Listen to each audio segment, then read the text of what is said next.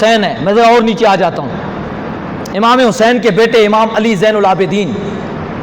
کون بھائی امام زین ذرا اونچا بولیے، کون ہے امام زین اور امام زین العابدین پتہ ہے کون ہے؟ امام زین العابدین کو نام تو کیا ہے بھائی؟ علی. نام کیا ہے؟ کم از کم نام تو پتہ یاد کر لو نا، کیا نام ہے بھائی؟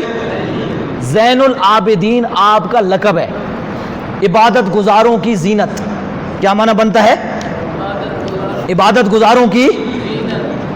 اور امام حسین کو یہ لقب کیوں ملا؟ امام علی بن حسین کو، امام حسین کے یہ بیٹے ہیں، یہ کربلا میں موجود تھے، ان کو یہ لقب کیوں ملا؟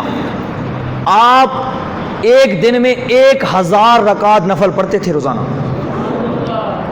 کیا پڑھتے تھے بھائی؟ ایک بدبخت اٹھا جو اپنے آپ کو شیخ الاسلام کہلواتا تھا، اور آج بھی اس کے بڑے فالوور ہیں، ابن تیمیہ. یہ وہ بدبخت ہے جس نے فتویٰ دیا تھا کہ رسول اللہ کے روزے کی نیت سے سفر کرنا حرام ہے. مسجد نبوی کی نیت سے جاؤ، حضور کے روزے کی نیت سے. پھر اس کو قید ہو گئی تھی، اور آج اس کی ایک بہت بڑی فالوور ہے، وہ ابن تیمیہ اپنے آپ کو کہلواتا ہے. اس بدبخت نے اہل بیت کی بارے میں بہت کچھ غلط جملے لکھے ہیں. اس میں سے ایک بات اسی بات پہ وہ لکھتا ہے. اس نے اپنے فتاویٰ کے اندر یہ بات لکھی ہے، کہتا ہے کہ یہ جو مشہور ہے انہو کان یصلی 1000 رکعات، کہ امام زین العابدین 1000 رکعتیں پڑھتے تھے. کہتا ہے فإن ھذا لا فضیلۃ فیہ، اس میں کوئی فضیلت کی بات نہیں ہے. اور ساتھ ہی ساتھ کہتا ہے وہو کذب، یہ جھوٹ ہے. اہل بیت سے اتنا بغض، کہتا ہے یہ بات ہی جھوٹ ہے، اور اگر سچ بھی ہو تو کہتا ہے اس میں کوئی فضیلت نہیں، اس سے وہ تھوڑی بڑے ہو جائیں گے.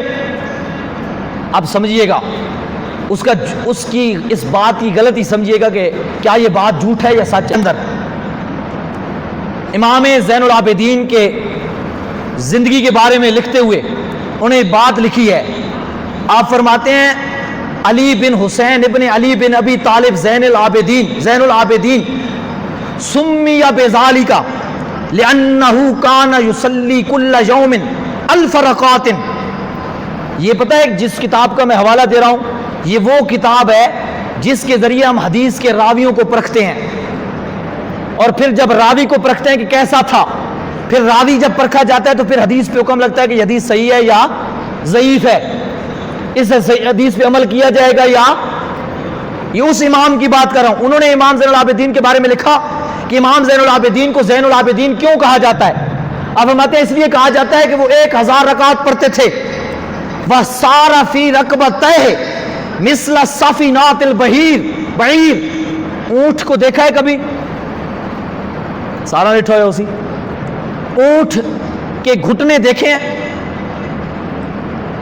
اگلے ٹانگ کے یا پچھلی ٹانگ کے بیٹھتا ہے تو جو گھٹنے زمین پہ اس کا حصہ لگتا ہے وہ کتنے موٹے سے ہوتے ہیں، جلد موٹی ہو جاتی ہے نا، سخت ترین ہو جاتی ہے.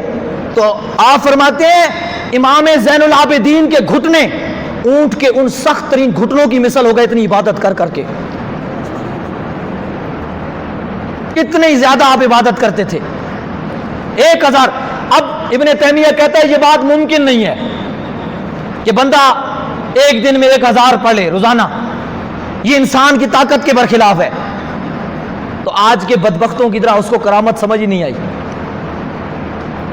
اگر حضرت آصف بن برسغیہ، یاد ہے وہ واقعہ، ملکہ بلقیس کا تخت قرآن میں موجود ہے، کتنے لمحوں میں لے کے آئے؟ پلک. تو فاصلہ کتنا تھا؟ کتنا فاصلہ تھا؟ ایک مرتبہ میں نے یہاں بتایا، مجھ سے تھوڑی سی غلطی ہو گئی، آج اس کی تصحیح بھی کر دوں. میں نے کہا تھا 3 دن، 3 دن کا نہیں، 2 مہینے لگتے تھے. کتنا فاصلہ تھا بھائی؟ یعنی امام حضرت سلیمان علیہ السلام کے دربار اور ملکہ بلقیس کے محل تک آتے ہوئے 2 مہینے لگتے تھے، اور آپ کے غلام نے پلک جھپکنے میں وہ تخت اٹھا کے سلیمان علیہ السلام کے قدموں میں ڈال دیا. عقل کہتی ہے یہ کیسے ہو سکتا ہے؟ رب کا قرآن بتا رہا ہے کہ جب بندہ میرا ہو جاتا ہے تو پھر سب ممکن ہو جاتا ہے. اور یہ سلیمان علیہ السلام کے در دور کے ولی کی یہ شان ہے، ان کے غلام کی یہ شان ہے، ان کی نسبت کا یہ کمال ہے، جن کی رگوں میں خون مصطفیٰ دوڑ رہا ہے، جو میرے مصطفیٰ کا لاڈلا شہزادہ ہے، جس کی رگوں میں خون حسین ہے، خون فاطمہ الزہرا ہے، جس کی رگوں میں امام حسین کا خون ہے، جو میرے مصطفیٰ کا ولی ہے، وہ کائنات کا سب سے بڑا ولی ہے، کوئی امت کا ولی اس کا مقابلہ نہیں کر سکتا۔ اگر ان کے لیے یہ بات ممکن ہے تو پھر میرے مصطفیٰ کریم کے شہزادوں کے لیے بھی یہ بات رب نے ممکن بنا دی ہے کہ اللہ ان ولیوں کے وقت میں برکت دے دیتا ہے۔ کیا دے دیتا ہے بھائی؟ مولا علی جو امام زین العابدین کے کون ہیں بھائی؟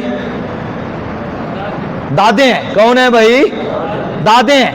وہ ایک رکعت میں گھوڑی کی پاؤں رکھتے اور قرآن شروع کرتے، بسم اللہ الرحمن الرحیم الحمدللہ رب العالمین، دوسری رکعت میں پہنچ جاتا تو والناس تک قرآن ختم ہو چکا ہوتا تھا۔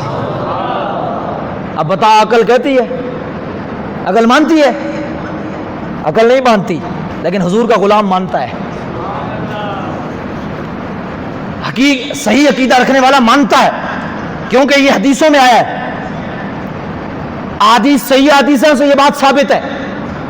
اتنے کم وقت میں عقل کہتی ہے یہ بات ممکن نہیں، تو گویا عقل ہمیں ایمان سمجھا رہا ہے کہ سب کچھ عقل پہ نہ ڈال، کچھ نہ کچھ در مصطفیٰ پہ بھی ڈال، عقل کو در مصطفیٰ پہ ڈال۔ جہاں عقل کام چھوڑ جاتی ہے وہاں حضور کے غلام کا مقام شروع ہوتا ہے۔ یہ تو رسول اللہ کے غلام کا شان ہے، رسول اللہ کا مقام تو پھر ماوراء الورا ہے، وہاں تک لوگ پہنچنے کی کوشش کرتے ہیں، حضور کریم کو سمجھنے کی کوشش کرتے ہیں۔